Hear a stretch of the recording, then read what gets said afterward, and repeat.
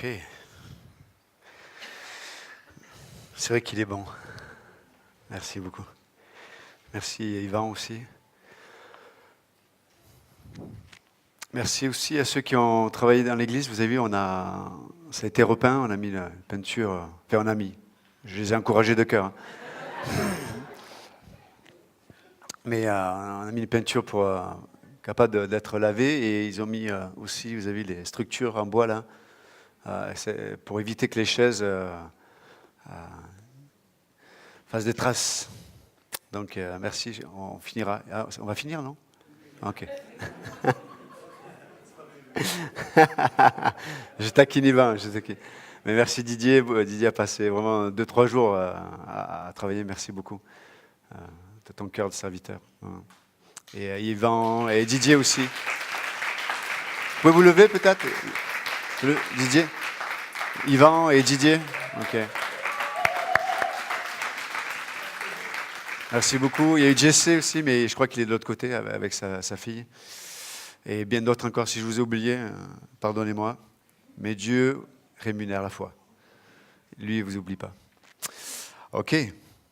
Est-ce que... Dario, tu voudrais nous dire un petit mot sur le blitz d'hier, sur Lyon? Ça vous intéresse? Une équipe est allée à Lyon, rejoindre Pasteur David. Ok. Est-ce que... Ah, ok. On est parti à 5 hier matin, on était voir donc Pasteur David, c'est super. Continue à prier pour Pasteur David, pour Mina. L'œuvre grandit. Donc il a commencé, vous savez, les cours dans le local de l'église protestante chinoise qui est à rue de Marseille. Donc c'est un petit local qui contient à peu près une cinquantaine, ça peut contenir 50-60 personnes. Et donc là maintenant, au cours, ils sont 15, ils sont 15 élèves au cours. Ça grandit, au culte, en général, ils sont une vingtaine. Voilà, donc l'œuvre grandit, Dieu agit, et on le suit là-dedans, et puis prier pour que Dieu lui donne une vision encore plus précise pour les besoins de Lyon, pour Pasteur David. Voilà, et puis on veut pas les regarder de loin, on veut y aller régulièrement, on veut aller œuvrer avec eux, travailler avec eux, rejoindre eux dans eux. On a eu des moments d'évangélisation hier, c'était extraordinaire, écoutez. Depuis hier, je suis brisé, des fois j'ai des larmes qui montent. Un jeune homme qui s'appelle Amin, un jeune musulman, qui a été contacté par Annick d'abord, et ensuite il nous a rejoints tous les 5. Il était 11h, il en était à sa 3e bière. Et vous savez ce qu'il disait? Il disait, je suis perdu. C'était brisant de voir ce jeune homme de 24 ans qui ne trouvait pas sa place dans l'islam, qui ne trouvait pas sa place dans la société, et qui confessait, qu'il avouait qu'il était perdu, et qu'il allait mourir. Et vraiment, c'était bon, je ne vais pas m'attarder là-dessus, mais bon, voilà, Dieu permet qu'on puisse l'annoncer, proclamer son amour à des gens comme ça. Et vous savez, il n'arrêtait pas de nous embrasser à la fin, il disait merci, auprès d'Annick. Enfin, voilà, il était touché, mais à la fois, bon, on ne revoit pas ce gars, et puis... Voilà, c'est les Blitz. Je vous encourage vraiment à rejoindre les Blitz. Il y a une feuille avec les dates des Blitz. Allez-y parce que Dieu va se servir de vous. Dieu va vraiment servir de vous. Et voilà. Enfin bon, c'était super. Bon, Yvan, il nous a vraiment épaté. Yvan le jeune. Il est là. Ouais, c'est pour savoir de quel Yvan on parle. Non, extraordinaire. Je sais pas. Enfin, c'était ton premier Blitz, Yvan? Voilà. Écoutez, ce jeune homme, il a un cœur de disciple. Et ça permet, dans les Blitz, on découvre aussi nos frères et sœurs. Parce qu'on passe un moment ensemble, on va passer une journée ensemble dans la voiture, on va se connaître.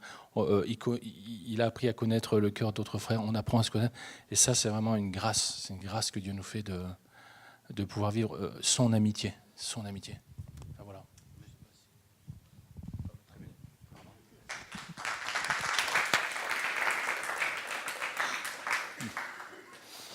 Pasteur Luigi, Marseille, tu es allé à Marseille hier? Ah ok, c'était bien. Vous avez marché quoi? C'est pas mal. Ah ok. D'accord. Très bien.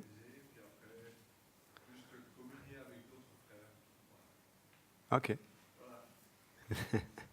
Très bien. Ouais. Ok. On peut se lever, s'il vous plaît, on va lire l'Écriture ensemble. 2 Pierre, chapitre 3.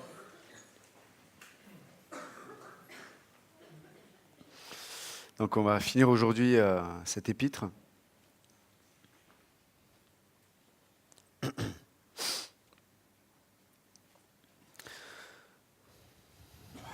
Verset 10.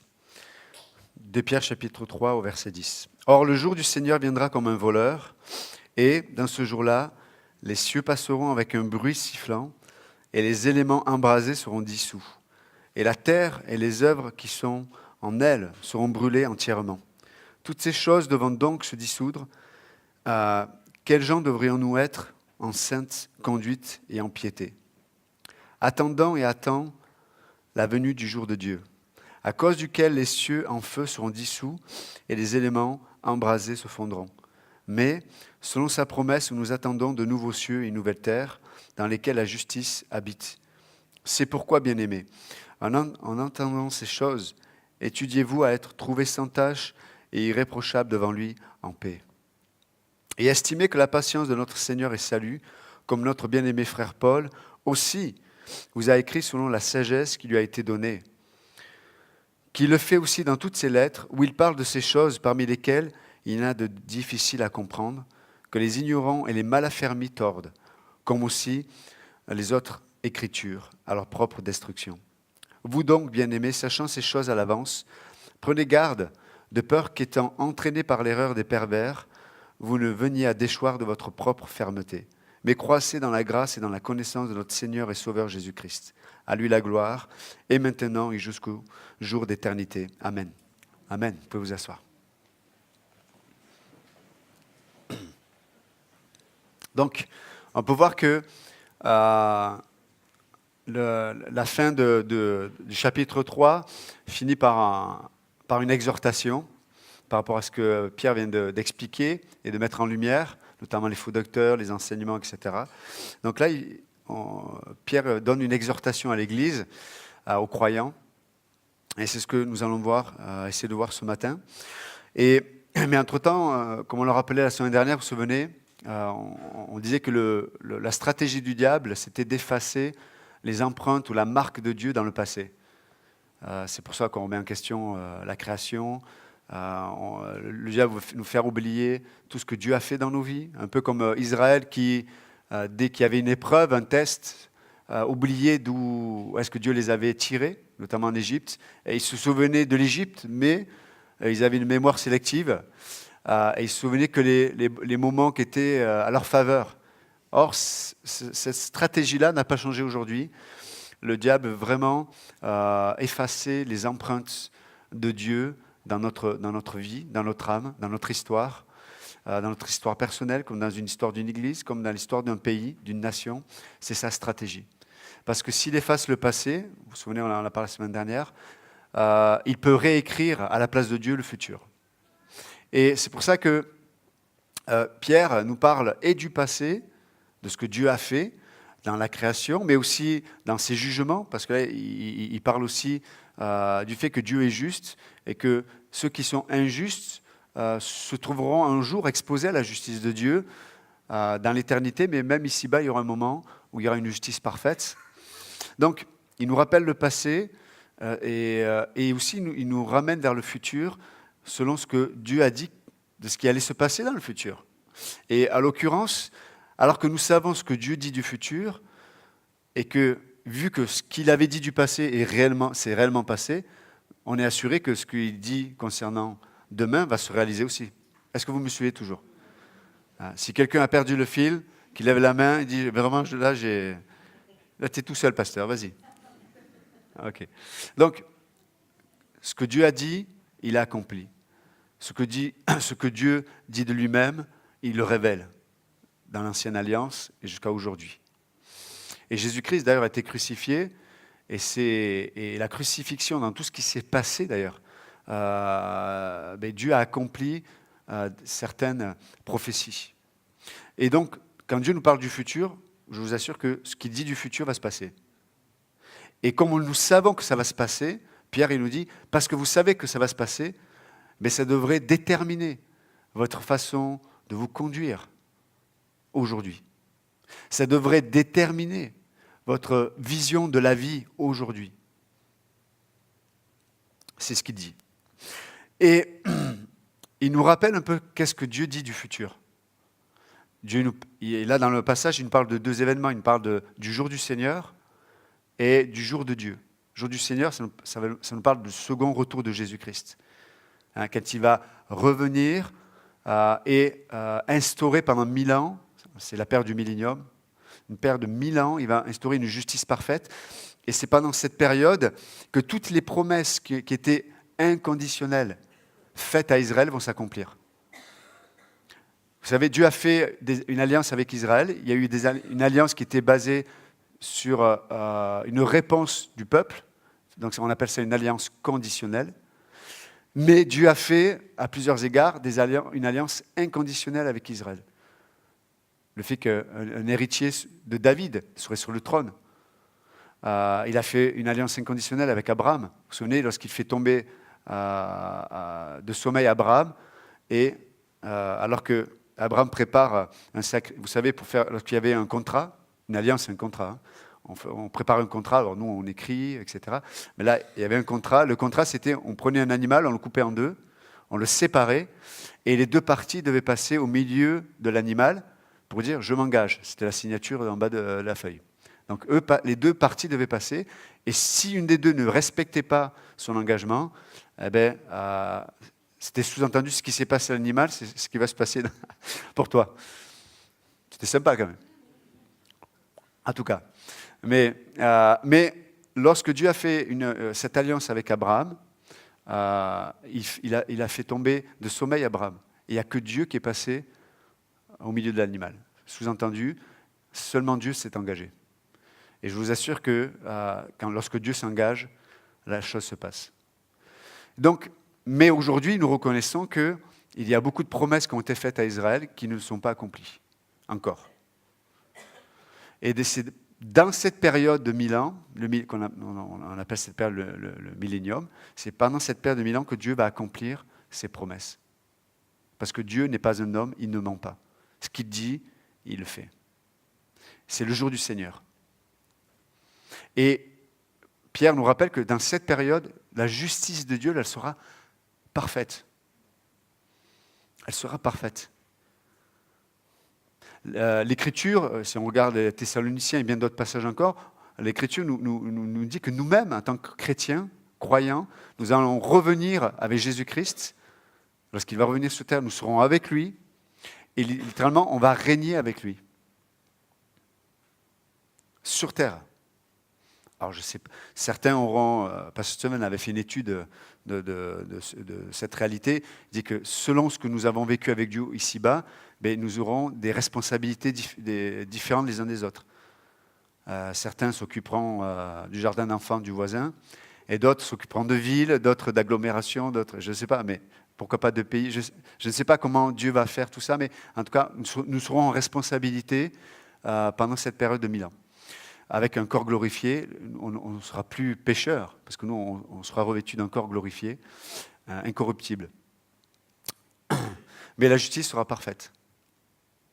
Vous imaginez ? Si aujourd'hui, on pouvait avoir une justice parfaite. On est dans un monde d'injustice totale, hein, à plusieurs égards.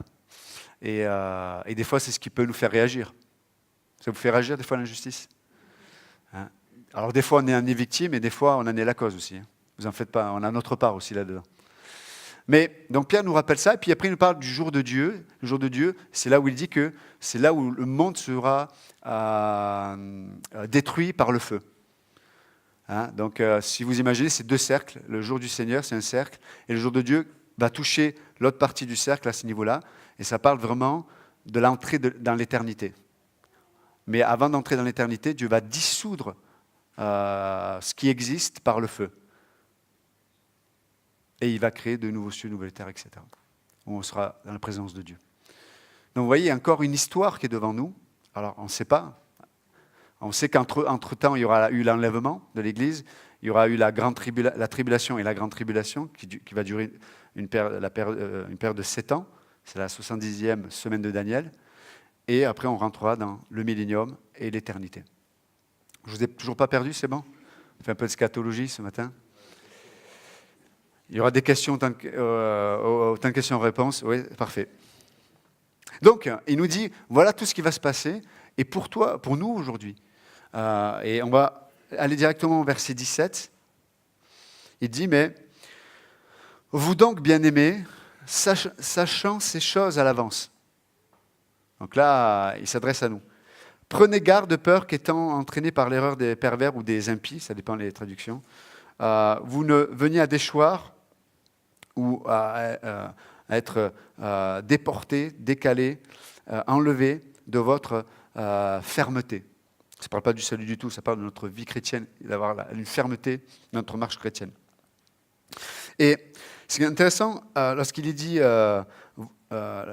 vous qui êtes avertis, selon les traductions, je pense que vous avez cette version, vous qui êtes avertis, alors ce mot-là en grec, en fait cette phrase-là en grec, c'est un seul mot, qui a donné en français le mot pronostic.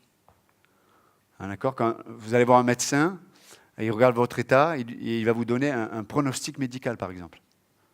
Donc lorsqu'il dit tenez-vous, vous qui êtes avertis, c'est-à-dire vous qui avez reçu un pronostic de la part de Dieu. Selon ce pronostic, si vous allez voir un médecin qui vous fait un pronostic médical, il y a des décisions à prendre des fois. Ou il vous prépare. Il dit voilà, vous avez quelques mois à vivre. Par rapport à ça, ou de longues années à vivre aussi, c'est bien aussi. On ne va pas toujours parler négatif, mais selon ce pronostic, vous vous positionnez. Si vous allez voir votre médecin, vous dites il faut arrêter le chocolat. Trop de chocolat. Et là, le cœur, pour le coup, il commence à être bouché. Le cholestérol ou le de gras ou ce que vous voulez. Il y a un pronostic médical qui est donné par le médecin. Il y a un positionnement, des décisions à prendre. Il y a peut-être des domaines de ma vie que je dois réajuster. Là, on parle d'hygiène alimentaire ou autre. Mais en tout cas, il y a quelque chose à faire. Et donc, Pierre, il s'adresse à nous. Il dit, peut-être il y a des domaines où il y a quelque chose à faire. Par rapport à ce que vous savez qui va se passer demain, peut-être qu'aujourd'hui, il y a des choses qui doivent être rectifiées. Donc, il y a peut-être on en parle souvent, mais peut-être il y a des habitudes que l'on peut avoir en tant que chrétien depuis des années, mais qui peut-être aussi ne correspondent pas à la pensée de Dieu. Est-ce que nous sommes prêts et prêtes, ou prêtes et prêts à la parité? Vous avez vu, je respecte la parité. Est-ce que nous sommes prêts et prêtes à laisser Dieu nous recadrer, nous réorienter dans certains domaines de nos vies? N'oubliez pas, c'est une exhortation de Pierre. Donc, son but, c'est de placer les croyants dans une pensée où ils doivent se remettre en question et se placer à un endroit où ils doivent changer. Parce que s'ils ne changent pas, ils sont toujours en danger. C'est ce qu'il dit. Si tu ne changes pas dans certains domaines, tu es en danger. Et c'est intéressant parce qu'il parle des impies. Les impies, c'est ceux qui sont sans loi. La caractéristique des derniers temps d'ailleurs, parce qu'on parle d'eschatologie, d'études de la fin des temps, mais la caractéristique des derniers temps, c'est le fait que l'homme voudra être sans loi, sans autorité, sans redevabilité. Encore une fois, on en parlait, hier j'en parlais à l'évangélisation dans la rue, je parlais avec un homme, je dis mais nous sommes dans une société post-moderne. Et comme il y a eu le modernisme avant, toute la société a perdu son identité, donc on est à un retour, à cause de la crainte, à cause du vide, on est à un retour à une recherche d'identité. C'est pour ça qu'il y a le communautarisme qui se passe, et chacun s'enferme dans quelque chose, en recherche d'identité. Et nous, dans nos sociétés occidentales, on se renferme sur soi. Un individualisme exacerbé, qui est le fruit de l'existentialisme d'ailleurs. Donc on se renferme sur soi. Et quand on en a parlé jeudi soir au culte, dans Romains 12, 16, il dit « Mais ne soyez pas sages à vos propres yeux. » Or, la caractéristique des derniers temps, c'est que chacun sera sage à ses propres yeux. D'autant plus qu'aujourd'hui, les chrétiens ont Internet, ont la télé, ont ceci, ont cela, et donc on choisit nos propres maîtres, on choisit nos propres enseignements. Alors, il y a des bons côtés, mais en l'occurrence, il y a des mauvais côtés aussi. Parce que ça renforce cette notion de pas d'autonomie, parce que l'autonomie est bonne. Dieu nous a appelés à être libres, à être autonomes, il n'y a pas de problème. Mais ça renforce l'esprit d'indépendance. Et l'esprit d'indépendance fait que nous devenons, en tant que peuple de Dieu, en tant qu'enfants de Dieu, des gens qui sont, à certains égards, sans loi, ou alors on se met sous une loi qu'on s'est façonnée nous-mêmes. Parce que je vais sur Internet et je choisis mon menu, je fais ma propre doctrine. Moi, la question que je pose, et des fois je suis taquin, vous me connaissez un peu, je dis, mais est-ce que vous croyez encore en la Bible? Et à certains chrétiens, ils me disent, mais évidemment, attends, c'est la parole de Dieu. Je dis, mais quel est le rôle d'un évêque, pasteur ancien? C'est la même personne dans l'Écriture.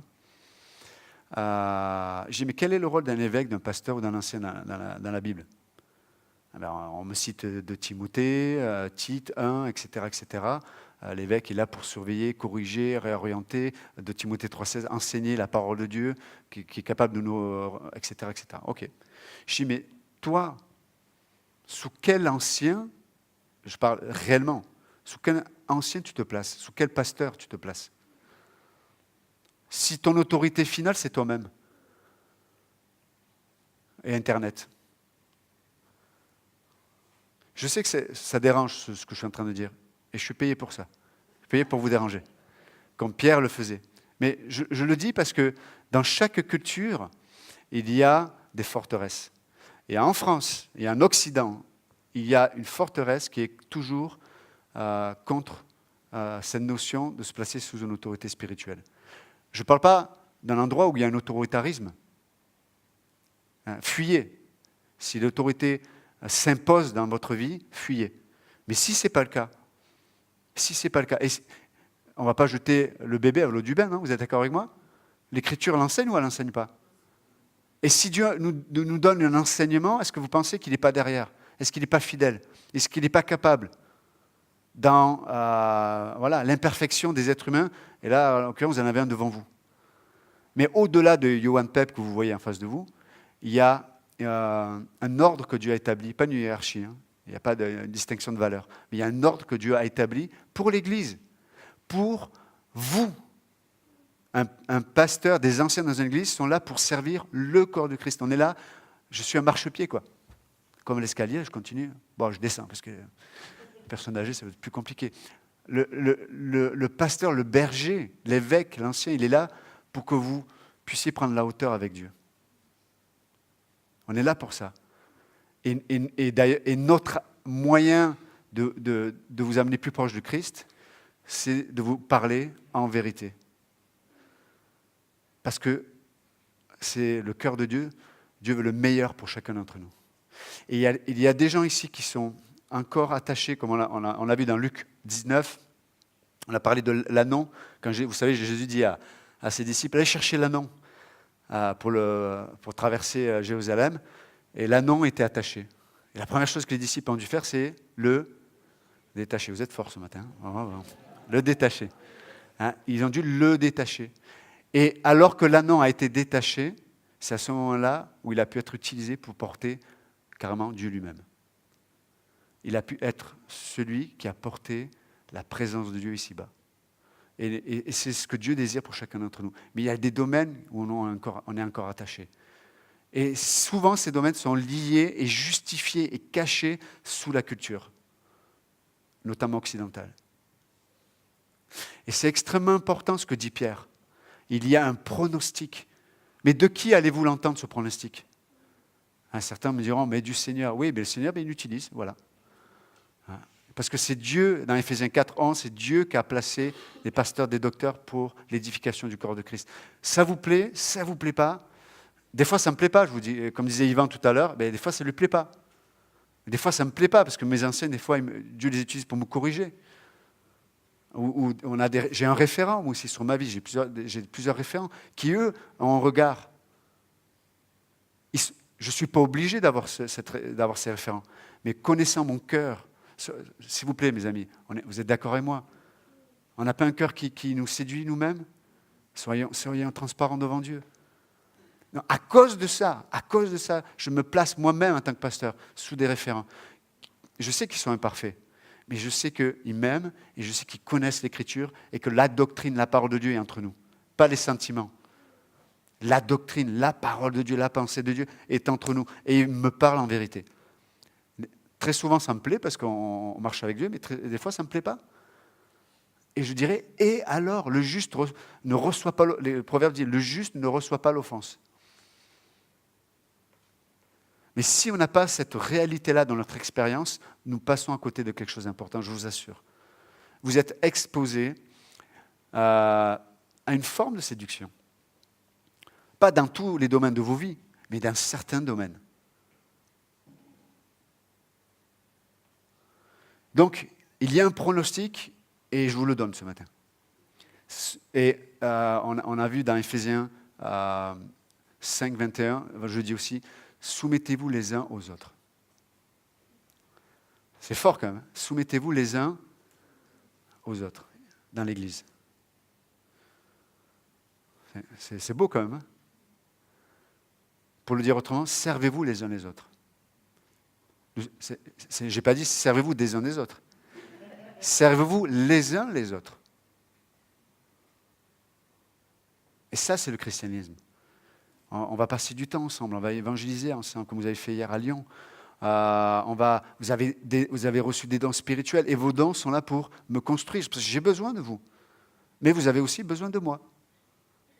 C'est réciproque. C'est ça le mystère organique de l'Église. Je ne parle pas de l'organisation, je parle de le fait que l'Église est un système vivant. Les uns les autres, on se construit, on s'édifie, on se défie, on s'exhorte. Mais que la parole de Dieu, avec précision, pas avec des slogans. Hein. Vous savez, aujourd'hui, les chrétiens, on est devenus des porteurs de slogans. Et un slogan par-ci, qui est un verset biblique. Un slogan. Ouais, mais Jésus n'est pas allé a pas combattu le diable avec des slogans. Hein. Il dit, il est écrit et avec précision. Avec précision. Les slogans sont juste des intitulés généraux qui ne portent pas la précision de la pensée de Dieu. Donc si le pronostic te dit arrête de fumer. Ça ne te dit pas tu dois arrêter de fumer. Non. Le pronostic, le médecin, il te dit arrête de fumer. Mais si tu ne le fais pas toi, ne veux pas voir à 5 heures du matin, qui c'est? C'est moi, ton médecin. Je t'ai vu là. Il est où le paquet? Ils sont où cachés où là? Non. Si Dieu te donne un pronostic, il donne la provision pour pouvoir le vivre. Vous savez qu'en Hébreux 13, il dit « Jamais je ne t'abandonnerai, jamais je ne te délaisserai ». Il nous accompagne, il est là. Il est là. Et le corps de Christ nous aide à vivre ça aussi. Donc si vous avez une addiction, des fois, pour vaincre une addiction, on a besoin d'être exposé au regard de quelqu'un d'autre. Parce que seul, on n'y arrive pas. Donc, dans le corps de Christ, je suis sûr, Dieu a des frères et sœurs, des gens spirituels, qui vont peut-être, vous allez leur permettre d'avoir un regard sur certains domaines, si vous avez une addiction. Hein, et ils vont vous dire, hé, GG là, personne ne s'appelle Gérard? Ok. Hé, GG là. Là, non, tu ne peux pas faire ça. Non. Problème de pornographie, hop, tu mets un truc sur Internet qui envoie, si tu vas sur des sites, GG, il est au courant. Marcel. Et personne ne s'appelle Marcel? Ok. Dites-moi. Hein. Et lui, il voit et puis il te dit non. Et on cède et on s'aime les uns les autres. Vous comprenez? C'est le corps de Christ. Dieu a une provision pour nous. Donc ceux qui fument, Dieu veut vous alléger votre bourse financière. Parce que c'est cher. C'est fou, hein? On paye une fortune pour se détruire. On est quand même, on a besoin de Dieu. Hein. On a besoin de Dieu. Dieu ne nous accuse pas, il nous dit non, si tu le fais, c'est que ton péché révèle ton besoin. Ce que disait pasteur Luigi cet été, il y a 2 ans quand je suis allé en Afrique. Si tu pêches, c'est que ton péché révèle que tu as un besoin d'être aimé, d'être encouragé et de rencontrer ton Dieu dans ce domaine-là. Mais tu ne peux pas le rencontrer s'il n'y a pas une redevabilité. Jésus a été touché même, il a été étonné. Vous vous souvenez par qui? La foi de qui? Du centurion. Pourquoi? Parce qu'il avait compris cette notion d'autorité. Le centurion avait compris la notion d'autorité. Il dit, ne viens même pas. Moi, je donne des ordres à ceux qui sont sous moi et ils obéissent et la chose se passe. Mais toi, je reconnais qui tu es. Donne un mot et je sais que la chose va se passer. Et Jésus, l'Écriture dit qu'il a été, il dit, je n'ai pas trouvé une si grande foi. La foi est liée à ça, à l'ordre de Dieu. Et après, il dit, mais tenez-vous sur vos gardes. Hein, aujourd'hui, on dirait, ne dites pas que je ne vous ai pas averti. Hein, c'est la traduction moderne. Ne dites pas que je ne vous ai pas averti. Hein, si tu vis comme ça, comme je viens de le décrire, si tu fais ta doctrine sur Internet, vous savez, je vous donne un exemple. Quand j'étais à l'Institut biblique, j'étudiais l'Écriture, j'avais mes professeurs, ils me disaient, OK, vous devez lire ce livre, et ils nous imposaient des livres à lire. Eh bien, j'allais dans la bibliothèque, je lisais tous les livres, sauf celui qu'on me demandait de lire. C'est bizarre, je ne sais pas, c'était bizarre. Ils ne me l'auraient pas demandé, peut-être que je l'aurais lu. Est-ce que vous êtes comme moi? Vous êtes comme moi, ça se voit. C'est la nature humaine est comme ça. La guerre spirituelle est comme ça. Vous allez être énergisés. Je vois des gens qui sont énergisés pour faire plein de choses, sauf ce que Dieu leur a demandé. Regardez Saül. Énergisé, il a fait plein de choses. Mais le prophète, il dit, mais c'est quoi que j'entends là? C'est quoi ce béalement? Je ne t'avais pas dit de passer tout par interdit? Ah non, mais... Et là, il lui répond, mais il vaut mieux l'obéissance que les sacrifices. Et nous, on fait pareil. Hein? Dieu nous dit, arrête de fumer, et nous, on va évangéliser. Excusez-moi, si je pense à personne. Hein, celui qui mange trop de chocolat, voilà. Celui qui mange trop de chocolat, Dieu dit, et arrête de manger du chocolat. Hein? Chocolat, voilà, avec cacahuètes. Et nous, on va arrêter de boire du café, on va arrêter de manger ceci, on va évangéliser, comme je disais, on va prier 3 heures. Alléluia. Alléluia. Ben là, le Seigneur, il est impressionné, quoi. Et le Seigneur, il vient, il fait, hé, Gégé. Et alors, ça va? Tu vas bien? Quelle belle prière pendant 3 heures. Et à qui tu t'es adressé d'ailleurs? Parce que moi, je n'étais pas là. Parce que moi, quelque part, que tu passes 3 heures à prier et à te faire du bien spirituellement, il n'y a pas de problème. Mais le chocolat, il est toujours dans ta poche. Et je vois la cacahuète. Et on est comme ça. Et Pierre, il nous dit, mais je vous ai averti. Pas dans le sens, je t'ai averti, tu vas voir ce que tu vas prendre. Non, je vous ai averti de tout mon cœur, de tout mon amour. Je vous avertis, faites attention à votre vie. Faites attention à votre âme. Faites attention à votre cœur. Parce que, par définition, notre cœur est tellement fragile. On est fort, mais souvent c'est notre force qui cache notre fragilité. C'est pour ça que soumettez-vous les uns aux autres. Qui est cette redevabilité de cœur, je veux dire. Ce n'est pas une obligation, ce n'est pas une loi, mais c'est de cœur. Parce que la loi de Christ est élevée. Les impies sont sans loi. Mais nous, on n'est pas sous la loi. On est sous la loi de Christ. Je crois qu'il dit même de l'esprit de vie, c'est ça? C'est merveilleux quand même. Choisissons la vie et pas la mort, pour le dire autrement. Et je finis ce matin, il dit, tenez-vous garde de ne pas être entraîné. Et le mot grec parle de ne pas être pris par un mouvement de foule. Il y a des gens qui ont eu un comportement complètement contraire à leur tempérament, à leur caractère, à leur éducation, parce qu'ils ont été pris par un mouvement de foule. C'est incroyable la puissance qu'il y a dans un mouvement de foule. Mais dans la pensée, dans les fausses doctrines, parce que là, c'est ce qu'il est en train de toucher, Pierre, eh bien, il y a un mouvement de foule. Il y a un mouvement de foule.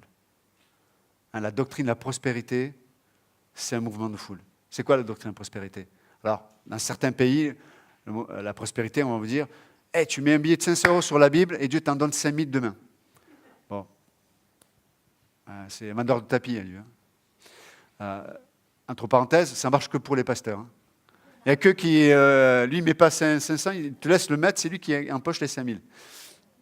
N'importe quoi. Mais il y a une pensée de cet esprit, de cette doctrine-là. Je vais vous le dire, je vous donne un exemple. Vis ton rêve. Réalise-toi. Doctrine prospérité. Doctrine prospérité. Diluée, mais c'est la doctrine prospérité qu'on retrouve dans le christianisme aujourd'hui. Non, Dieu ne dit pas vis ton rêve. Non. Il dit, même Dieu sur terre a dit une chose, Jésus-Christ, non pas ma volonté mais la tienne. Ça, c'est la prospérité biblique. Non pas ma volonté mais la tienne. Ça, c'est moins porteur. Hein. Et pourtant, c'est la vérité. Après, vous avez les anti-systèmes. Du moment où il y a un nom d'église, une organisation, ça va de rétro-satanas. Et ouais, mais même eux qui font leur petit groupe dans leur coin, ben, ils ont une forme d'organisation involontaire. Elle est là quand même. Du moment où il y a un groupe, il y a une organisation. Alors au départ, ça va, tout va bien. 1 mois, 2 mois, 6 mois, 1 an, 2 ans, 3 ans, pas de problème. Mais au bout d'un moment, qui enseigne quoi? Qui dit quoi? Qui fait quoi? Et puis, c'est un enfermement sur soi. On se rassemble, mais juste pour se faire du bien. Ben, il y a le Club Med, hein, ils font bien aussi. Hein. Je vous assure, ils sont super. Hein. C'est un peu plus cher, c'est vrai. Mais il y a le club de fitness, etc. Il y a plein de choses pour se faire du bien. Mais l'Église a un but. Jésus bâtit son Église. L'Église a une destinée. Et l'Église a une valeur. Et on se fait du bien en même temps. Parce que Christ est au milieu de nous. Mais ce n'est pas que pour se réunir et voilà, on se fait du bien entre nous. Oui, on se fait du bien, mais ce qu'on reçoit de la part de Dieu, c'est pour le donner au plus grand nombre. C'est le cœur de Dieu. Donc voilà, c'est un peu les extrêmes qu'on retrouve aujourd'hui. Et Pierre nous dit, faites attention par ces mouvements de foule. Cet état d'esprit-là. Parce que la finalité, c'est de vous faire tomber de votre fermeté en Jésus-Christ, de votre position en Jésus-Christ. Et je vois des gens qui commencent à devenir légalistes. Je vois des gens qui sont complètement découragés. Il y a des gens qui commencent à redéfinir certaines choses. Ah, non, ça, c'est pas un péché. Ben si, c'est un péché. Mais Jésus a payé pour ça. Mais confesse, repens-toi et il n'y a pas de problème.